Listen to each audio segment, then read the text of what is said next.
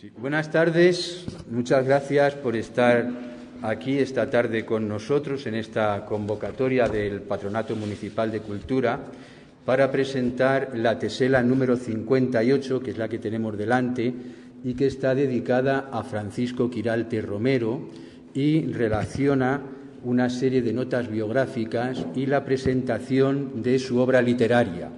Y quiero daros las buenas tardes a los que estáis en la sala, que sois muchos, muchísimas gracias por acompañarnos, a Delirio y al resto de la familia. Y quiero dar las buenas tardes también a aquellas personas que nos están viendo por Internet, porque quiero recordaros que esta es una actividad que se está retransmitiendo en directo y que se puede ver desde cualquier punto del mundo. Esta fórmula de exposición pública de los actos y los trabajos que venimos haciendo en el Patronato Municipal de Cultura es una fórmula que hemos iniciado este año y que tiene un seguimiento realmente distinguido, porque aunque en principio nos parecía que era poca la gente que nos iba a seguir por Internet, con las emisiones en directo, pues no, parece ser que es bastante la gente que nos sigue continuamente. Y lo primero que tengo que hacer es justificar mi presencia en la mesa, que los que sois habituales ya sabéis de sobra que no suele ser mi costumbre la de presidir ni presentar ninguno de los actos que organiza el patronato y que esta es función habitual de la corporación municipal. Pero en este caso, tanto el señor alcalde como la presidenta del patronato, María Jesús Pelayo, que era la que firmaba la convocatoria, pues por una cuestión personal me acaba de avisar hace unos minutos diciéndome que le resultaba imposible poder llegar y que hiciera yo la sustitución. Entonces, recibid la familia especialmente las disculpas que ella me quería transmitir por la falta de su presencia y vamos a dar comienzo a la actividad. Presentamos esta tesela y yo quería hacer unas reflexiones previas antes de entrar en materia. Y tengo unas notas que he preparado muy deprisa, ¿verdad?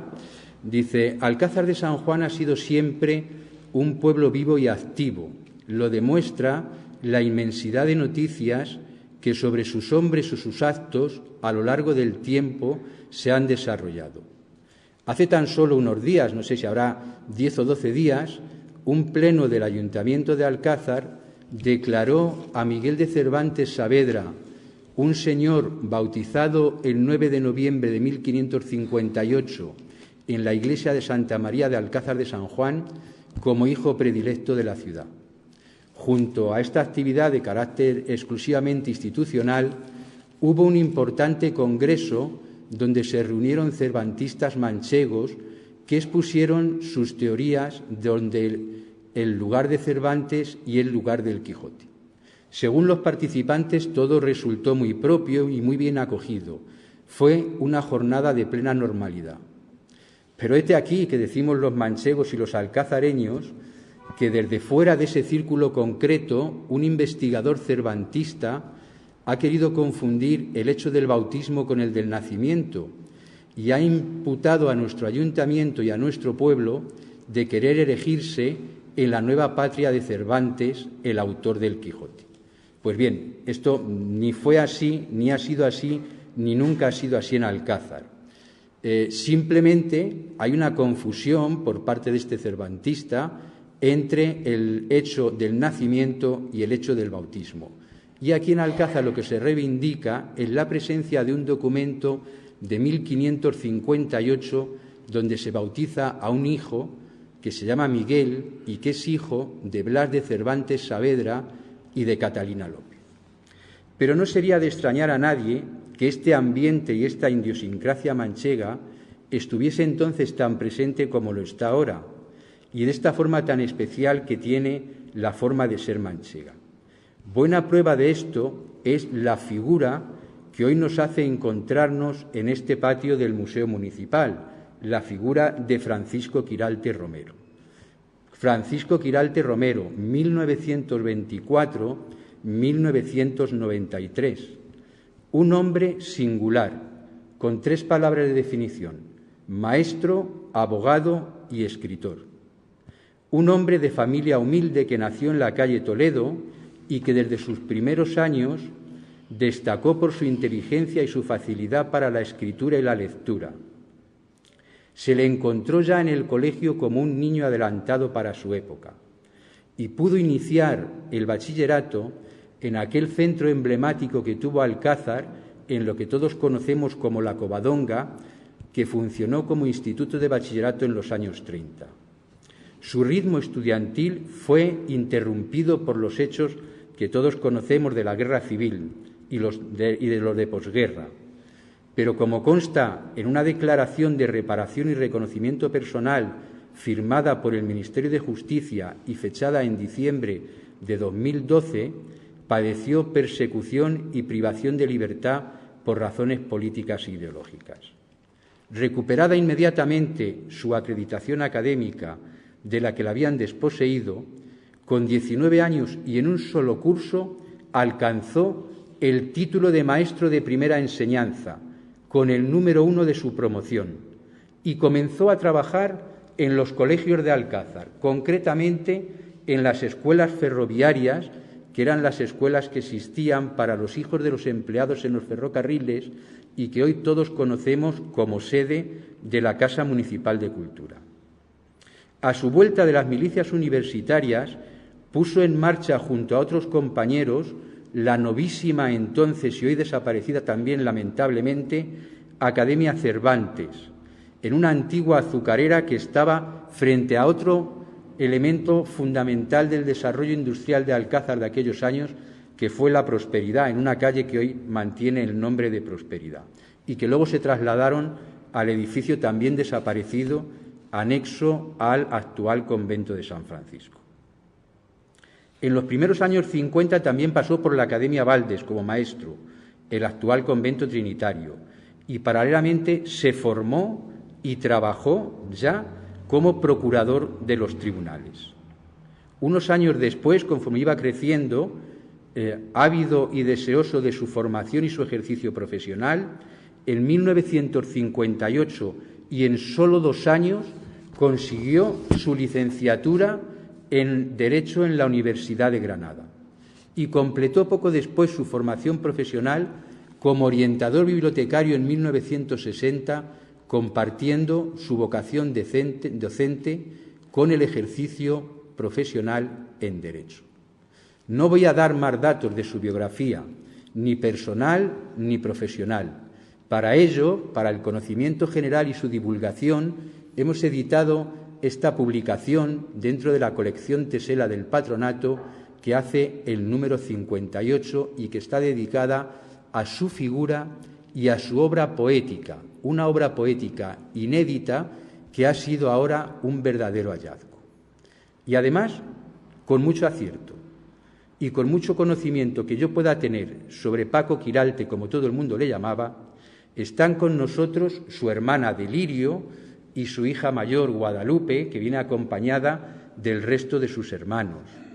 Y a lo largo del acto van a intervenir también, en este mismo sentido, algunos amigos y compañeros. Para no hacerlo muy largo y para dar unas pinceladas, hemos querido invitar a 3, Moisés Mata, Teófilo Zarceño y Rosa Alaminos, que tendrán un recuerdo a su figura y su personalidad. Y para finalizar la actividad, 2 de sus nietos, María y Eduardo, van a leer algunos de los poemas que aparecen en el librito. Pero antes de acometer el acto, quiero dedicar unas palabras de agradecimiento a otros colaboradores de esta publicación, porque esta es una publicación compleja, no como otras, donde con 1 o 2 personas la hemos podido sacar adelante. En esta publicación ha participado mucha gente, ya lo veréis. Paco, como he pretendido transmitir antes, fue a lo largo de toda su vida un hombre muy activo y entregado a las causas que le importaban. Y entre ellas hubo para él 2 causas fundamentales: Alcázar y lo alcazareño, a la que volcó todo tipo de ayudas a muchos alcazareños, tanto en lo familiar, en lo personal, en el asesoramiento profesional o en las oportunidades de desarrollo económico. Hay que tener en cuenta que su punto de vista desde los consejos de administración a los que perteneció era uno de los mejores consejeros que podrían recibir los alcazareños en aquellos años, y un segundo ambiente de vocación y de entrega absoluta de Paco, que fueron los amigos, y muy especialmente los amigos de juventud.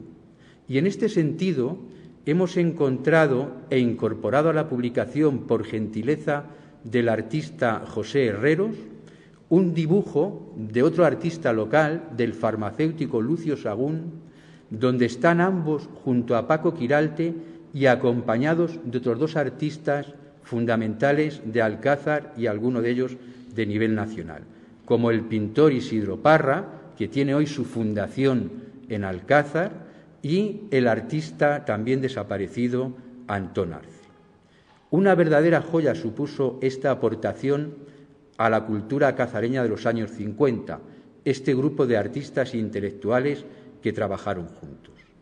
Se presenta, por lo tanto, una estampa que nos permite encontrarnos con un grupo de jóvenes que marcaron una generación y que luego tomaron diversos caminos por la vida, cada uno de ellos, pero caminos que coadyuvaron a una forma de entender la vida en todo el conjunto de la Mancha Centro, porque cada uno de ellos desarrolló un grupo de amistades de jóvenes de otras generaciones en los que fue volcando su criterio artístico, intelectual, cultural en todo el contexto de la Mancha Centro.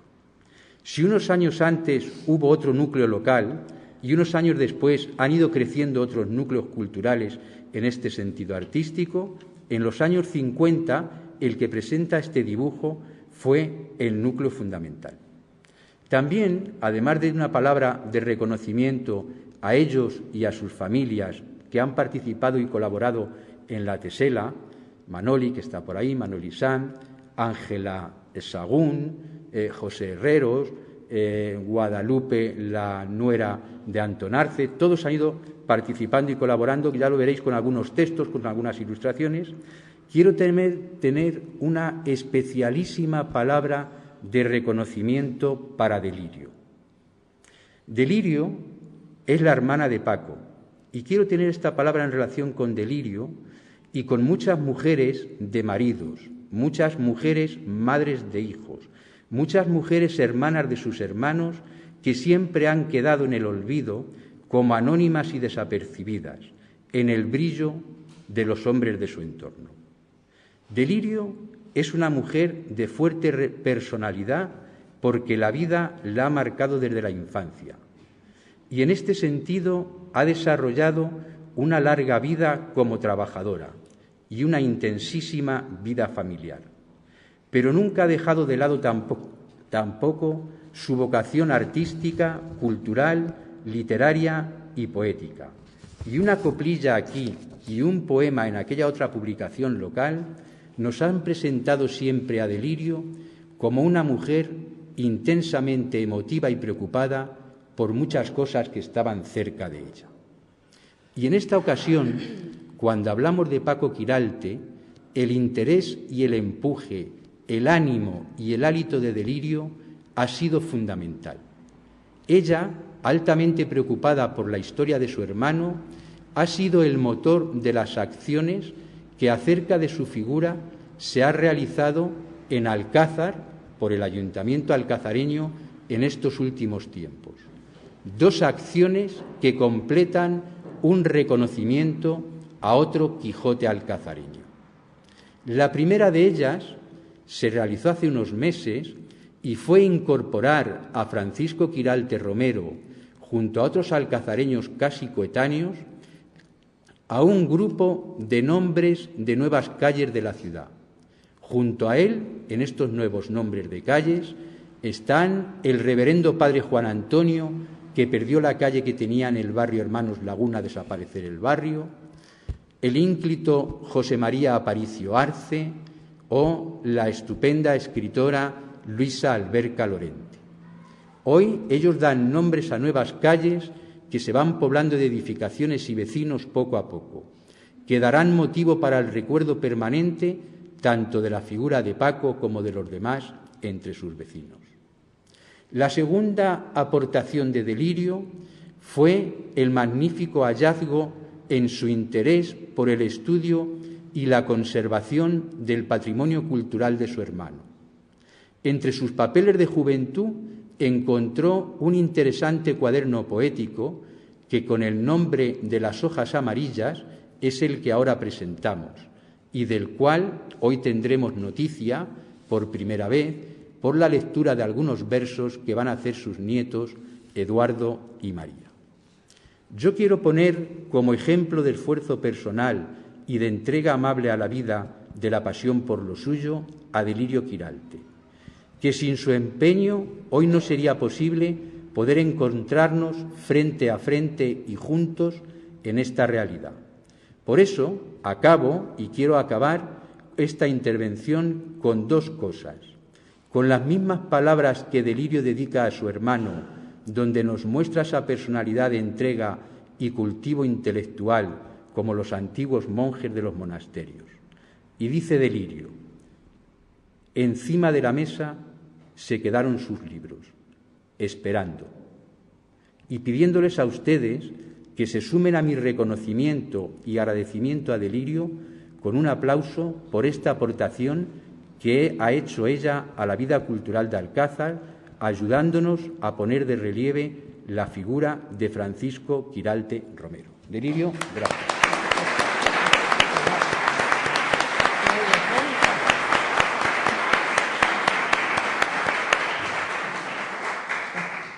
Bueno, pues a continuación vamos a proceder a dar la palabra a las personas que van a ir interviniendo en la presentación de la tesela y, en primer lugar, Guadalupe, que es la hija de Francisco, tiene la palabra. Gracias. Buenas tardes de nuevo y muchas gracias a todos por estar aquí. Ante todo, y también quisiera agradecer también al Ayuntamiento de Alcázar y a su patronato de Cultura el habernos brindado esta oportunidad para escarbar un poco en la memoria y plasmar en una publicación tan apreciada como Tesela algunos rasgos característicos de este manchego singular que fue nuestro padre Francisco Quiralte. Queremos iniciar esta pequeña intervención destacando su faceta como maestro, oficio que, como se ha comentado, se dedicó desde bien temprano y terminó sus estudios en un solo año, con el número 1, efectivamente, de la oposición. Fundó también, junto con otros compañeros, la Academia Cervantes y firmó con Julio Maroto y Baldomero Montoya la cartilla de escolaridad, que se utilizó entonces para llevar el seguimiento de los alumnos.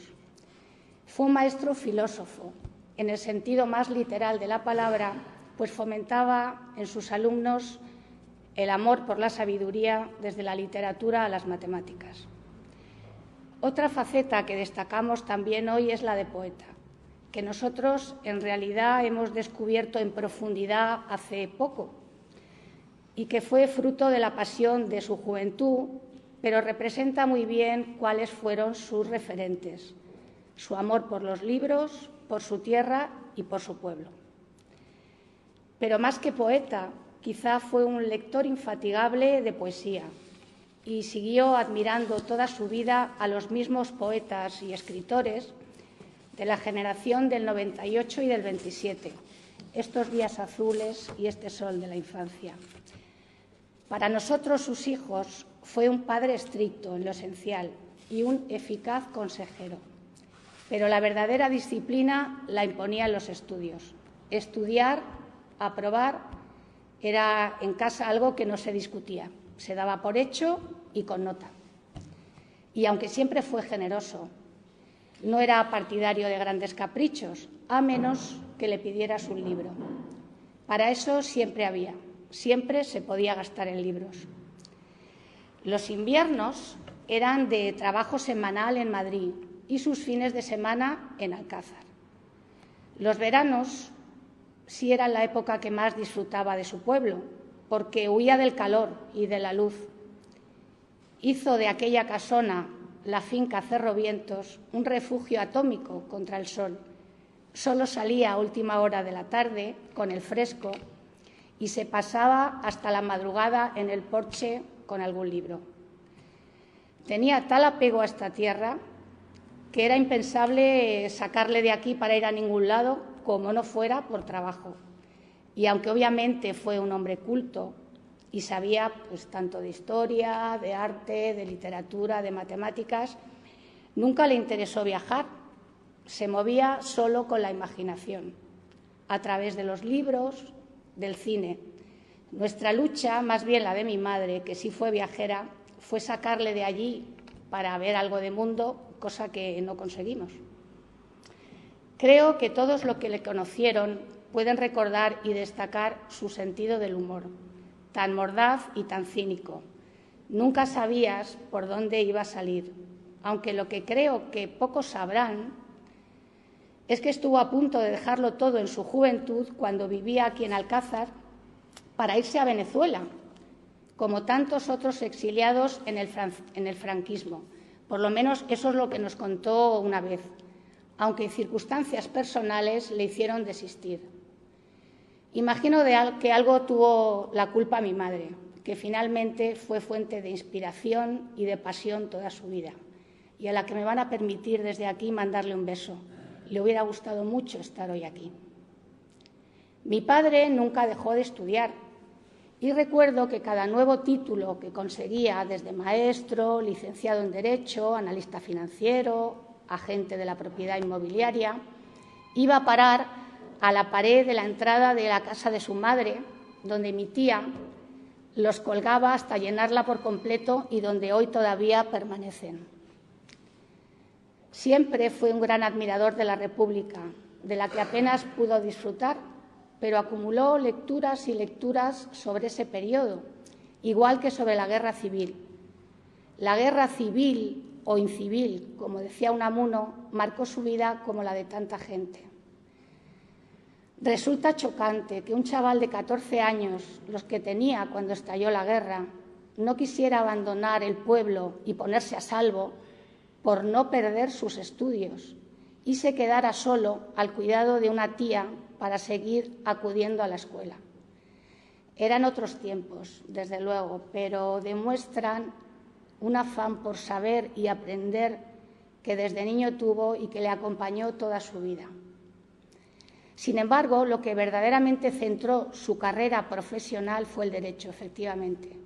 Y al parecer se encontró con el derecho por casualidad, pues trabajando como procurador alguien le hizo notar que no tenía la carrera de Derecho y, como no, rápidamente se puso a ello. Y en 2 años tenía el título de licenciado en Derecho por la Universidad de Granada.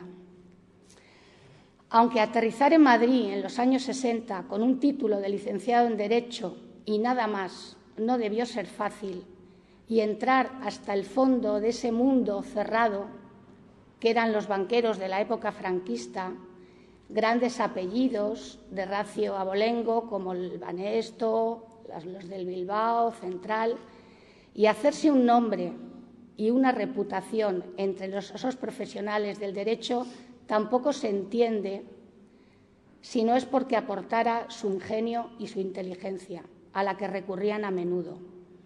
Así se gestó por entonces uno de los bancos industriales de la época, la Unión Industrial Bancaria, Bancunión, en cuyo Consejo de Administración y Dirección se integró, llevando a cabo la dirección de la asesoría jurídica durante más de 20 años.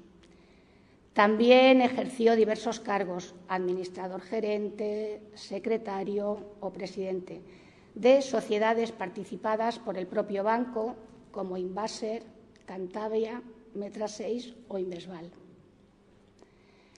Sin embargo, nunca abandonó su labor pedagógica con la que inició su carrera y en los años 80 dio cursos en la Universidad Complutense de Madrid y también impartió clases de Derecho Mercantil y Tributario en la Escuela de ICADE de Madrid, aunque su relación con la Iglesia nunca fue buena y siempre criticaba a esa Iglesia de altas jerarquías próximas al poder. A finales de los años 80, su salud se resintió, porque, aunque joven todavía, tuvo que estar alejado algún tiempo del trabajo para someterse a diversas operaciones. Esa, entre otras razones, le obligaron a dejar la asesoría jurídica del banco y dedicarse al ejercicio del derecho libre, colaborando con varios despachos de abogados de Madrid, como el de Enrique Sánchez de León o, en sus últimos tiempos, con el del asesor financiero y fiscal Juan Viñas, donde en el día de hoy sigue mi hermano Javier. Junto a aquel, diseñó una figura jurídica innovadora en el campo del derecho mercantil y tributario que tuvo una gran repercusión en su época. Para terminar, quisiéramos destacar aquí hoy que Francisco Quiralte fue ante todo un enamorado de La Mancha, de su pueblo, y aunque fue un hombre de una inteligencia excepcional, por encima de todo valoró toda su vida lo que con los años termina valorando todo el mundo: una buena compañía, un buen vino y un libro. Muchas gracias a todos.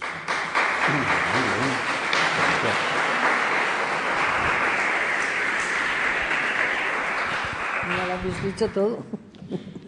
Ahora qué digo yo. Bueno, pues ahora Delirio, desde la cercanía de la hermandad, nos va a dedicar unas palabras. Buenas noches a todos. Muchas gracias por haber venido.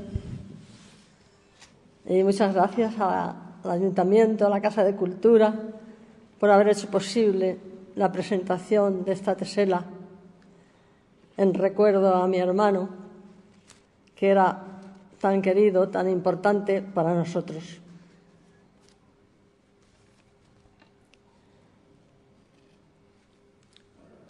No te emociones, Delirio. Muchos de los que estáis aquí lo habéis conocido. Sabéis que efectivamente ha existido, ha estado en nuestras vidas, lo hemos tenido. Él, que fue un enamorado de Alcázar, hubiera agradecido mucho el que se le recordara por medio de las letras de la cultura.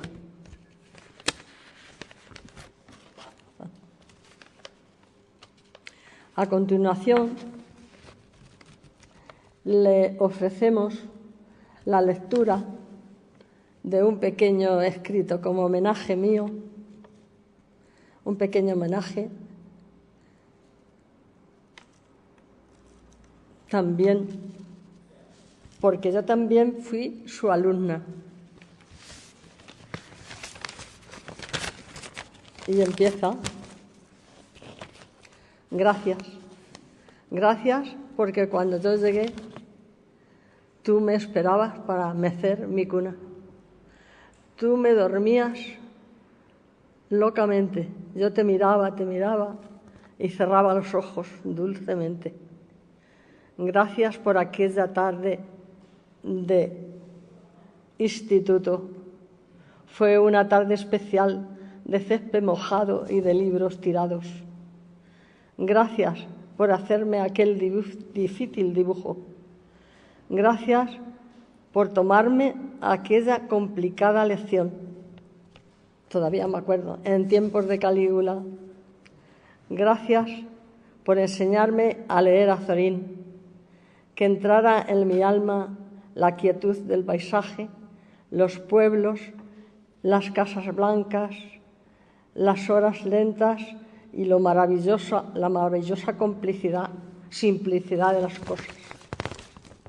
Es que veo fatal.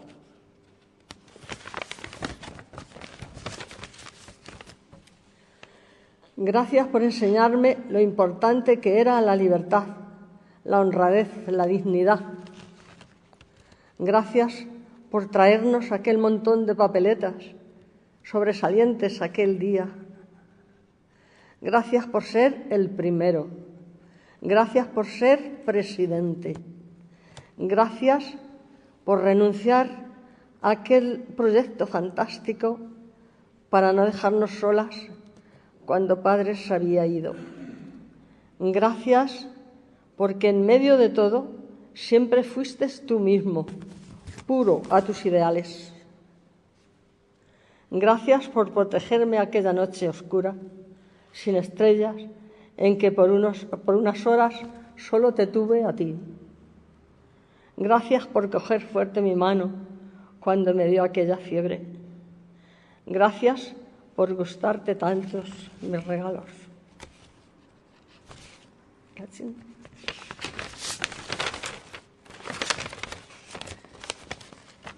Gracias por defenderme en el trabajo, que quisiera matar a aquel señor por mí. Gracias por aquel día de Hacienda, cuántos papeles y cuánto calor por mí. Gracias por regalarme aquel collar de perlas. Gracias por quitarte el sueño a aquella complicada hora. Gracias por inventarme los gitanos. Gracias por tomarte casi llorando aquella comida que nos sabía a madre. Gracias por abrir la puerta temblorosamente para venir a vernos.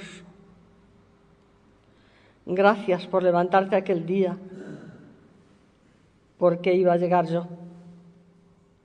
Gracias porque siempre, siempre fueras nuestro.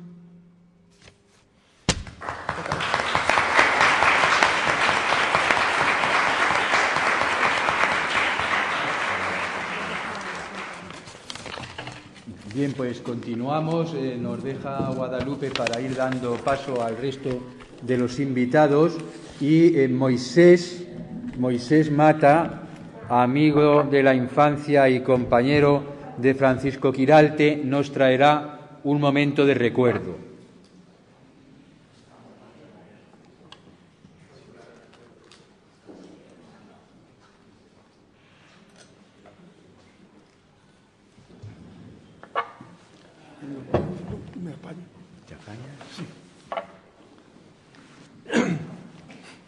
Buenas tardes,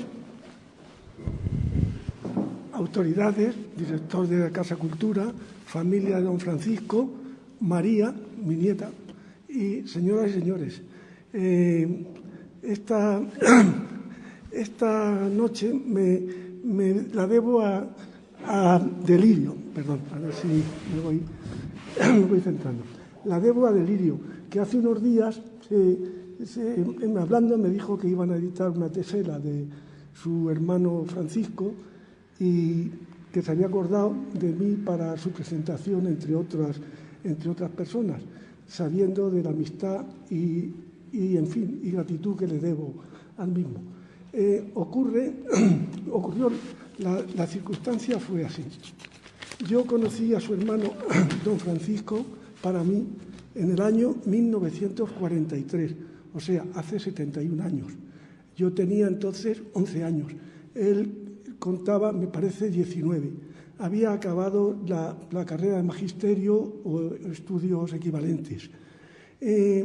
Empezamos quizás los dos, inauguramos la Academia Cervantes en la calle Corredera, donde el torreón de una alcoholera o algo similar. Ocurre que él como profesor y yo como alumno con 11 años,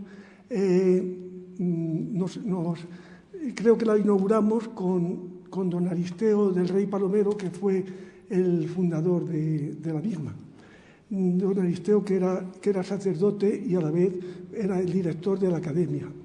Entonces, mi padre habló con don Aristeo en aquellos años para decirle que, como iban a impartir, entre otros, primaria y bachillerato, que pensaba que hiciera bachillerato porque mi deseo era haber hecho derecho. Pero este don Aristeo le animó mucho a mi padre a que iban a hacer los estudios de la carrera de comercio concretamente, y entonces eran estudios muy interesantes. Motivo que tenían los mismos cursos o años que bachillerato y sin embargo se lograba con ello 2 titulaciones, peritaje y posteriormente profesor mercantil.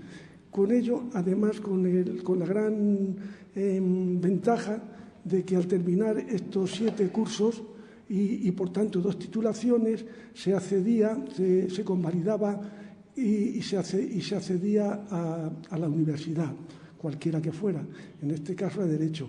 Y aparte de ello, siempre se gozaba de un aprendizaje, llamémosle técnico, lo que hoy son las carreras de que hemos llamado en mis tiempos maestría. En fin, parece ser que acertadamente, digo acertadamente porque circunstancias posteriores obligaron a pensar que fue un acierto aquella decisión, el haber hecho estos estudios de comercio, de los cuales no logré nada más que el peritaje, pero algo es algo y para mí tuvieron una utilidad bárbara. Y no digamos que entonces es cuando yo entro en contacto pleno con don Francisco Quiralte Romero, que yo no dudo que incluso este fue el precursor de que don Aristeo del Rey se atreviera a implantar los estudios de comercio por una sencilla razón, porque pese a los deseos suyos de coger alumnado, como he contado antes, solo logró otro y yo, total, que empezamos a estudiar comercio un tal Félix González Perucha y un servidor. Además, con otro inconveniente, que no había escuela de comercio todavía, incluso en Ciudad Real. Entonces yo pienso que don Francisco fue el que inició o animó a don Aristeo, o en fin, se atrevió con todo ello, porque comercio tenía unas asignaturas especiales, o sea, no comunes, que podía hacerse con los de bachiller, como ocurría, por ejemplo, en gramática, en matemáticas y otras asignaturas de todos sabidas, entendidas. Entonces, por ejemplo, tenía economía estadística, derecho, cálculo mercantil, etcétera, unas muy específicas. Y estas, claro, no podían desarrollarlas ningún licenciado de los que había contratado don Aristeo, que eran licenciados para mí también de una talla muy grandiosa, y algunos a lo mejor se acordarán de don Francisco Sánchez Carrasco, de don Francisco Iniesta, don Samuel Burgo Arquero, de don Lope Castellanos, de don Lope Jiménez Gil, que en fin, me acuerdo daba aunque no era licenciado, pero daba el francés. Resulta que don Francisco precisamente fue el que asumió todas las asignaturas difíciles, raras o novedosas, como eran las que he comentado. Si no hubiera sido así, pues lógicamente estos estudios no se hubieran podido celebrar para 2 alumnos en Alcázar.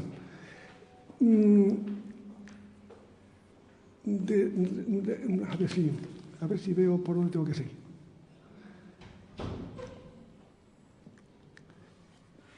Don Francisco, realmente mis recuerdos son tan gratos y le debo tanto, que para mí no solo fue un profesor del uso, fue algo más. Llegó, pues yo lo entendía casi como un padre, como un amigo, porque él tenía una plena dedicación con nosotros.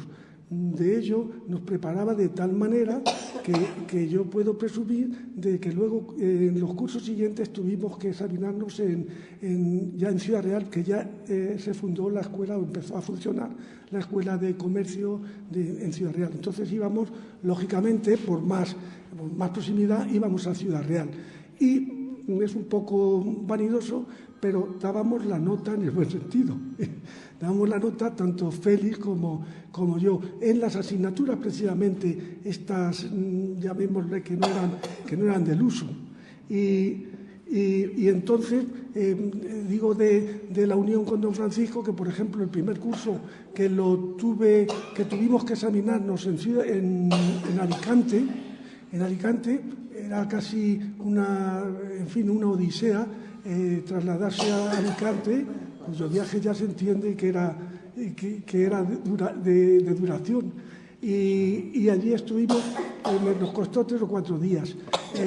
Don Francisco tenía tal hábito de trabajo, aparte de su inteligencia, era muy trabajador, que igual que aquí nos hacía levantarnos a las 7 de la mañana para ir a estudios, allí inclusive 2 días recuerdo perfectamente que con los libros debajo del brazo nos llevó al castillo de Santa Bárbara para no perder el tiempo, lógicamente, y poder repasar.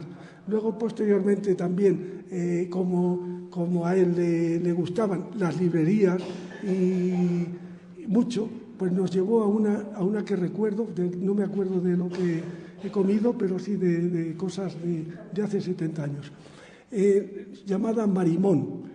Como nota curiosa, para mí me sorprendió y me agradó comprar una goma de borrar del tipo Milán, que todos conoceréis, y una pluma dinámica, dinámica eran las que aquí, sino Illinois, que era una pluma de importación. También fuimos al puerto, porque era de obligado cumplimiento el trasladarse al puerto, y ya al Paseo de las Palmeras, allí tengo un grato recuerdo de una foto que nos hicimos los tres, con una dedicatoria muy, muy íntima, muy personal, muy agradable, que dice: a mis queridos alumnos Moisés y Felicín, de su profesor, a ver si lo leo. A mis queridos alumnos Moisés y Felicín. Cariñosamente vuestro profesor. Cariñosamente de su profesor, de vuestro profesor F. Quiralte, Alicante, junio 44. Y, en fin, de estos recuerdos, como yo digo, fueron todos constantes, porque ya digo, el contacto con él era nuestro exclusivo profesor. Luego, ya con el último curso, como digo, lo tuve que terminar el quinto, porque por desgracia no pude seguir a mis deseos de haber hecho el profesorado para haber hecho Derecho. Lo tuvimos que terminar en la Academia Cervantes, pero ya en San Francisco, en donde el convento de franciscanos, que hoy ya desapareció. Posteriormente seguí con contacto con don Francisco precisamente por nuestra profesión o dedicación, por nuestro negocio, que era y es de imprenta y papelería, y eso le entusiasmaba, eso, en fin. Y concretamente nos visitaba. Tanto es así que han hablado recientemente de la cartilla escolar, que entre un tal Montoya, que era inspector de enseñanza, don Baldomero Montoya, que era inspector de enseñanza de Ciudad Real, don Julio Maroto y él, y nosotros de colaboradores, porque claro, hacer 2 o 3 ejemplares en aquellos tiempos que no estaban las máquinas de ahora, pues era una odisea. Lo logramos, las presentaron, no tuvo el deseo que ellos querían, que hubiera sido aceptado, y su repercusión era su implantación, era a nivel nacional, y hubiera sido un boom total, que seguíamos con un pleno contacto. Luego, posteriormente recuerdo que estuve en un viaje a Alemania. No sé si me encargó o yo, sabiendo que le gustaban mucho las plumas estilográficas, le traje, se lo comenté el otro día a Delirio, que si se acordaba de ese tema, y le traje una pluma Pelican. Él ya tendría alguna buena, indudablemente, pero le traje una pluma Pelican que le hizo mucha ilusión. Luego, ya digo, seguí, cuando él ya terminó Derecho, abogado concretamente, después de su procuraduría, nos trabajó, inclusive nos llevó un asunto de tema de inquilinato. En fin, mi contacto fue hasta concretamente que cuando ya se marchó a Madrid, entonces ya perdí toda referencia, pero él tuvo una extra. Tanto yo llego a pensar que su derivación luego, o sea, no luego, antes, porque él, claro, era un estudioso convulsivo, no dejaba los estudios, el trabajo, por supuesto, como digo, pero los estudios tampoco los dejaba. Él llegó a pensar que él, su carrera de Derecho, o sea, su derivación a Derecho desde la enseñanza, fue motivo de este tema de comercio que he expuesto. No hay la menor duda, porque él se impuso mucho en las materias que nos daba, ya digo, materias muy duras para el resto, que eran totalmente nuevas o de una extra superior. Y claro, en ello digo que don Francisco le impregnaría. A veces las palabras, como digo, se quedan pequeñas para expresar nuestro agradecimiento, por lo que desde aquí, esta noche, le he testimoniado un cariñoso recuerdo a don Francisco. Muchas gracias a todos. Gracias, José. Y perdonar la garganta, lo que le dije A Delirio. A Delirio, que no había tenido en cuenta mis limitaciones. Bien, pues a continuación invitamos a Teófilo Zarceño para que se acerque y nos transmite también algún recuerdo de su infancia y su juventud respecto a su relación con el homenajeado. Y después tenemos Rosa. Lo siento. No pasa nada. La gente ya no está normal. Teófilo, ¿qué tal? Bueno, buenas tardes. Yo un poco puedo añadir ya a lo que se ha dicho de don Francisco, simplemente que estuve con él desde los años 45 al 49, casi 70 años, y fue mi profesor de ciencias, sobre todo filosofía y literatura. Era serio en las clases, pero un gran pedagogo. Luego, la distancia corta, pues gastaba sus bromas, nos hacía simplemente lo que sí quería es que nos enteráramos de las... y lo escenificaba si hacía falta, sobre todo hacer como... Yo tengo hijos que han sido universitarios, pero yo no creo que los bachilleres que ahora salen que cojan el gusto por ciertas cosas. Por ejemplo, a mí me ha dado para toda la vida el gusto por la literatura, sobre todo la generación del 98 con Baroja, Azorín, García Lorca, etcétera, y lo hacíamos muy escenificado, o sea, nada de mucha memoria, pero leyendo mucho los libros y comentando todos los textos, y muy bien. Recuerdo incluso que entonces García Lorca no se publicaba todavía en España, y me dejó un pequeño librito de Editorial La Osada que se editaba en la Argentina, del Romancero. Me lo copié a mano con mis dibujos y mis cosas, lo encuaderné. Luego se lo ha llevado una hija mía porque es que éramos muy pobres, andábamos con papeles de donde saliera, estuvimos primero se empezó en la Academia Cervantes, en lo que le llamaban la azucarera, donde estuvo enfrente de la Prosperidad, y luego pasamos a la Academia de San Francisco, y ahí éramos un grupo de alumnos que yo era becario del excelentísimo Ayuntamiento de Alcázar, pero vamos, que trabajábamos muy bien, y siempre tendré el recuerdo de que siempre se nos abría incluso su casa para lo que hiciera falta por la noche, para recoger libros, y en fin, que es un gran pedagogo y además una inteligencia brillantísima, y hubiera llegado donde hubiera podido y donde quiso llegar y llegó. Y no tengo más que recuerdos de eso, y agradecerles totalmente a todos. No conocía yo la faceta lírica de componer poesías y demás.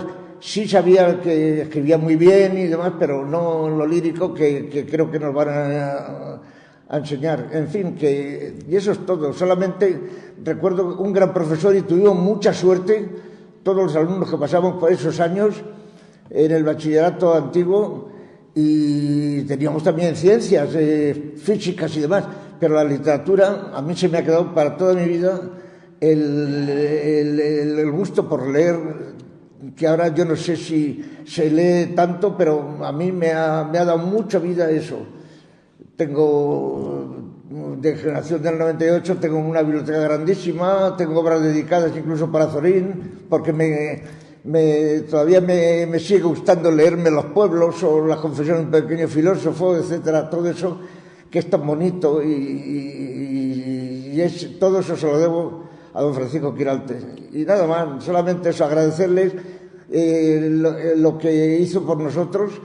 Y ya le digo, era serio en la clase era muy riguroso, pero luego después fuera estaba abierto a todos nosotros. Y no tengo más recuerdos que eso, que no son pocos desde hace casi 70 años. Y no les tengo más. Muchas gracias. Gracias, Muchas gracias. Bueno, pues que hasta ahora entonces... Bien, pues cerramos este turno con la presencia de Rosa Alaminos, que también nos va a dedicar unas palabras en recuerdo de Francisco Quiralte.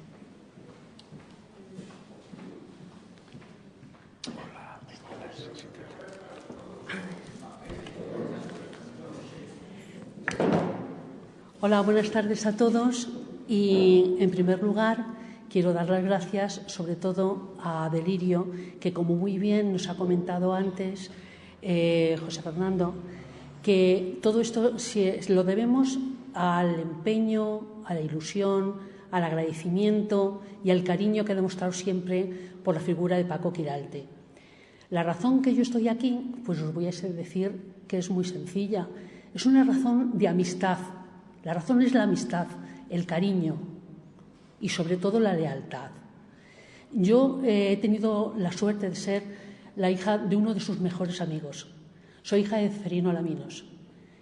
Uno de sus amigos, yo diría más que amigo, hermano. Entonces, esa es la razón, y quiero dar las gracias también a la revista Tesela, que nos ha permitido descubrir esta gran faceta de Paco. Quiero deciros, sigo con el tema de la amistad, porque dentro de la amistad yo voy a aportar quizá alguna cosa que muchos sí conocéis, pero que quizá otros no lo conozcáis. Se trata de un grupo muy singular que hubo aquí de amigos en Alcázar. Y digo que era singular por lo variopinto. ¿Os podéis imaginar un grupo de amigos que discrepaban en muchísimas cosas, empezando por lo político o por el ambiente cultural? Tenemos a Paco, un hombre que se hizo a sí mismo y que venía del mundo de las finanzas, del mundo del derecho. Teníamos a un queridísimo Justo Quintanar, otro amigo imborrable también para la figura de mi padre, en el que, por razones de cultura, de razones políticas, estaba en el extremo completamente opuesto a que podían estar Paco, mi padre, hombres criados con la mentalidad de la República. Luego teníamos a un don Juan Alonso Orduña, un aristócrata, fijaos, un aristócrata. Todos ellos pertenecían a al mismo grupo en el que ellos, si había algo que les unía fundamentalmente, era pues el ser consecuentes y sobre todo el tener un gran cariño. Y dentro cada uno de su ideología y dentro cada uno de su forma de ser, eran auténticos. Y esa autenticidad es la que les hacía ser realmente amigos. Bien, también se me ha olvidado decir, lo digo ahora, que estaba también Arturo Castellanos. Seguramente muchos de vosotros os recordaréis por la imprenta de Arturo. Y también en una época, esto me lo ha recordado mi hermano porque yo no me acordaba, Eduardini, el del circo, también que tuvo aquí un episodio en el que se quemó su circo, pues tuvo que quedarse a vivir durante una época, con lo cual imaginaos, todas estas tertulias, todas estas reuniones, en un primer lugar ocurrían en el bar de mi padre, en el bar Alcázar, que cuando desapareció, no desapareció el bar, cuando mi padre ya dejó, por razones de enfermedad y por otras razones, dejó de tener este bar, se trasladaron al bar de mis tíos, arriba, al bar de los Alaminos, al bar de la oficina. Y allí es donde toda esta panda variopinta se juntaba y de alguna forma nos dejaron un recuerdo imborrable. Bien, una vez que he dicho esto, me gustaría resaltar lo que ya se ha dicho aquí. Voy a ser muy breve en el sentido de la figura de Paco Quiralte. Pues ha sido un ejemplo de esfuerzo y también un esfuerzo de lucha en un mundo que le era hostil. Le fue muy hostil desde muy pequeño. Tuvo muchas dificultades y gracias al esfuerzo y su gran inteligencia y la ayuda de sus seres más queridos pudo llegar a donde fue, con lo cual nos ha dejado un ejemplo tremendo de luchar siempre ante las dificultades, siempre. Yo quisiera dar también, pues me hubiera gustado mucho tener la suerte como tuvieron sus alumnos, como ha dicho Moisés, de haber sido alumna suya, o quizá hubiera sido compañera, porque yo también me he dedicado al mundo de la enseñanza, y desde luego hubiera sido tremendo poder beber de esa sabiduría de un hombre que se había criado, quizá con los principios de la institución libre de enseñanza, en la cual el humanismo, por encima de todo, el crear un hombre íntegro, hubiera sido para mí precioso poder aprender de él. También hay una cosa que tengo muy buen recuerdo y es que como él venía, como han dicho sus hijos, venía todos los fines de semana, él fue el que me fue nutriendo a mí en la biblioteca. Mi padre, que constantemente estaba con él, iba todos los fines de semana a verlo, siempre le decía, toma, Ceferino, llévate estos libros. Mi padre era también un gran lector. Y yo fui bebiendo, y yo conocí al Conde de Montecristo gracias a Paco. Y conocí a William Faulkner gracias a Paco Quiralte. Y luego también una cosa muy importante, la ayuda que me ha prestado siempre, a mí y a mi familia. Ha sido una ayuda que yo, cuando murió mi padre, tuve a dos grandes personas que me ayudaron mucho. Uno fue Paco Quiralte y otro fue Justo Quintanar, del cual afortunadamente puedo seguir teniendo la suerte de tener como amigos a sus hijos. Son muchos, pero no por ello no dejan de serlo. También hay otro apartado que para mí ha sido novedoso, lo de la tertulia de la rebotica de la farmacia de Sagún. Qué suerte en aquella época en que había tanta sequía cultural, no en Alcázar solo, en España entera, poderse encontrar con ese mundillo intelectual en el que poetas, artistas como Sagún, como Parra, como Herreros, como Paco Quiralte, qué mundo, qué foco de creatividad tuvo que ser aquello. Me hubiera encantado. Y fijaos, entonces la farmacia de Sagún estaba pared con pared con el bar de mi padre. Estaba pared con pared con ese bar. Y yo también sé, no porque me acuerde, porque yo entonces era muy pequeña, pero sí porque me lo han recordado, que en el bar Alcázar había una sucursal de esa tertulia de la rebotica. Cuando terminaba la tertulia del aspecto cultural, Paco y otros muchos iban con mi padre y con otras personas que no me acuerdo del nombre o quizá no me lo han sabido decir, que llevaban a otro tipo de tertulia, quizá con otros tintes, unos tintes un poco de aquella época difícil en la que ellos tenían ciertas inquietudes y que entonces estaban prohibidas. Todos podéis imaginaros de qué eran aquellas tertulias. Era un reducto de creatividad. Y por último voy a hablar de su poesía. Yo no la conocía y me ha impresionado porque gracias a Delirio, que me ha mandado por correo electrónico sus poemas, he visto que es una poesía. Yo soy también muy aficionada a la poesía, me hubiera gustado ser escritora, pero nunca lo he podido ser. Es una poesía sencilla, sincera, emocionada, y sobre todo hay una cosa que me ha gustado mucho, que es una poesía que tiene una frescura natural que para la época en que se escribía me parece fantástica, porque es una escritura sin moldes, no está nada encorsetada, es una poesía libre, suelta, me ha encantado. Pero como yo quizá no podía ser todo lo subjetiva, porque el cariño me embargaba, le he pedido a un buen amigo mío, compañero, hasta hace unos años en el instituto donde yo trabajaba, profesor de literatura y también un poeta él mismo en sí, y también de nuestra tierra, también manchego, le dije, se llama José Julio Sevilla, le dije, mire José Julio, yo estoy impresionada por unos poemas que me ha mandado una amiga, tengo que ir a hablar sobre él, ¿te importa tú, que no lo conoces de nada, darme tu opinión? Y me dijo, encantado Rosa, encantado. A mí me encanta ver, me gusta muchísimo ver poesías inéditas. Se las mandé por correo electrónico y él me contestó con estas palabras, esto sí lo voy a leer. Dice, la poesía de Francisco Quiralte, nuestro querido Paco, es esencialmente poesía desnuda, limpia y trascendente. Contiene todos los elementos para que hablemos de él como un poeta mayúsculo, pues reflejan todo aquello que convierte el arte de la creación en algo capaz de elevarse por encima de lo invisible y lo visible. Tanto por su temática como por la sinceridad de su voz poética, Francisco respira verdad. Hay ecos machadianos, como cuando dice, apóyate en mis brazos, vida mía, vayamos lentamente por la alameda luminosa, pisemos con piedad las hojas muertas, de su poema Las hojas amarillas. Hay recreación de momentos históricos y literarios únicos de nuestra vida cultural. Despedida en Cardeña, Don Quijote, Dulcinea, que el poeta reinventa con una mirada limpia y nueva. Nada queda sin la observación y la reflexión de Francisco. La naturaleza ofrecida como redención, objeto poético constante. Las nubes, olivos, cipreses, viñas, hojas otoñales.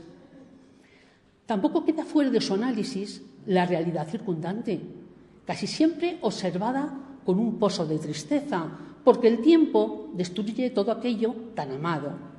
Las viejas bodegas, los molinos, elementos de nuestro patrimonio que sucumben inexorablemente. Francisco es un poeta que ha bebido de nuestros clásicos y se nota el humanismo que yo decía anteriormente. Hay que leer atentamente a los grandes para aprender de ellos y sobre todo encontrar la palabra precisa, justa, para describir también todo lo circundante. ¿Que era un observador perspicaz? No hay duda, pues ello se muestra en su poesía. Pero donde creo que destaca especialmente es en la expresión de los sentimientos, que casi siempre aparecen tangencialmente en obras cuya temática principal parece ser otra. Hay un poema que me gusta especialmente, La despedida. Creo que resume perfectamente el carácter de nuestro poeta y su sensibilidad y delicadeza, y acaba el poema con estas palabras. Los días van rodando, suavemente, por la ladera infinita del tiempo, y aún conserva su fragancia el humilde pañuelo que me diste. Este aroma que aspiro alguna vez perfuma, amor mío, tu recuerdo.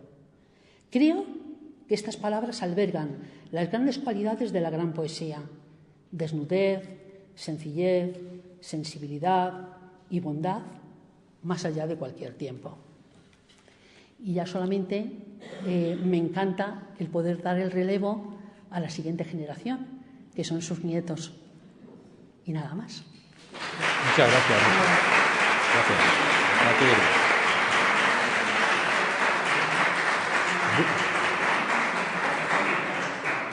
Bien, pues ahora, continuando las palabras de Rosa y ya introducidos en el mundo lírico, pues esperamos la presencia de María en primer lugar y después de Eduardo.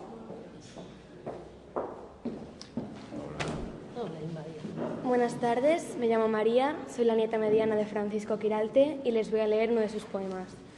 El poema que he elegido se llama La muerte de Don Quijote. El noble caballero ha cerrado sus ojos. Sus manos, las que antaño blandieron vigorosas, la espada flameante, están cruzadas, quietas, en torno al crucifijo de gastado marfil. La suave luz de la tarde refleja su dorado nimbo en el sereno rostro del buen Quijano. Musita sus latines litúrgicos el cura. Llora Sancho. Lacrimean el ama y la sobrina. Medita conmovido el bachiller y el barbero solloza. Cartas van al Toboso con la nueva fatal. ¿Qué dirá Dulcinea? ¿Qué pasará allá dentro en su corazón? Don Quijote se ha muerto. Se ha roto para siempre la quebradiza copa de su heroica vida, tan colmada, de puros y encendidos anhelos. Hay cuantas bellas cosas se marcharon con él.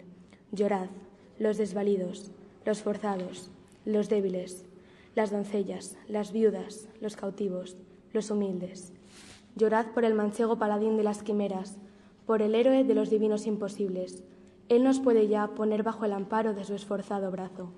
En un lugar del cielo, conversa, afable y mesurado, con San Miguel, arcángel sobre caballería celestial. Gracias.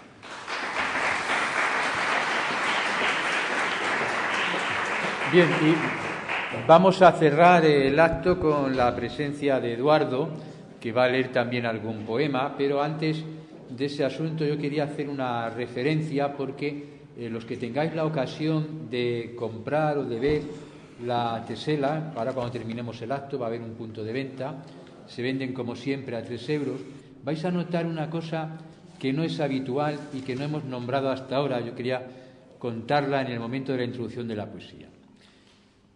Este libro que presentamos, Las hojas amarillas, este cuaderno poético, es un cuaderno que tiene un original único, y es único en el sentido de que está escrito, mecanografiado, eso sí, por Paco, pero ilustrado hoja por los artistas que antes habíamos nombrado.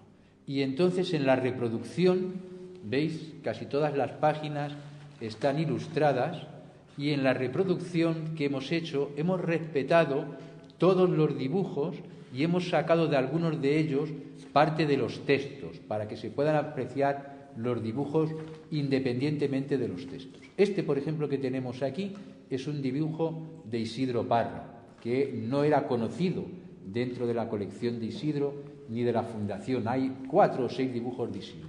Este también es de Isidro. Tenemos también por aquí dibujos que son de Lucio Sagún, por ejemplo, este que se reconoce muy bien dentro de los trabajos que hace Lucio habitualmente, que luego acaba haciendo eso que todos conocemos con el nombre de las chifladuras. Bueno, quiero decir que además de los poemas de Paco, hay una colección de dibujos de los artistas que hemos nombrado antes, Herreros, Parra, Lucio y Arce, que son interesantísimos y que solo los vamos a poder encontrar en esta publicación. Y ahora, sin dilación ninguna, y pidiéndole disculpas a Eduardo por esta perífrasis, Eduardo y su poema. Hola, buenas tardes. Soy Eduardo, el nieto mayor de Francisco Quiralte, y voy a leer un poema suyo titulado Las viñas. Dice así: Las cepas ateridas lloran gotas de savia en los tristes ocasos de las tardes manchegas. Lloran, en silencio, dicen adiós al sol, que se oculta solemne tras la línea infinita del terroso horizonte. Sus penas y tragedias, ¿quién pudiera contar? Son la imagen retorcida y seca del noble espíritu resignado y quedo de la eterna Castilla de los viejos romances, generosa y sublime, cansada de labrar viejos textos miniados del libro de las gestas. Ay, mis villas estoicas, rivales esforzadas del cierzo helado, el terrible viento de la llanura, milagro de la estepa, de vuestro épico esfuerzo, ha surgido la verde y perenne esperanza de los gloriosos pámpanos, y el oro dulce del ambarino fruto. Las uvas son lágrimas ardientes de la tierra, congojas los racimos, suspiros, hechos carne, los sarmientos. Gracias.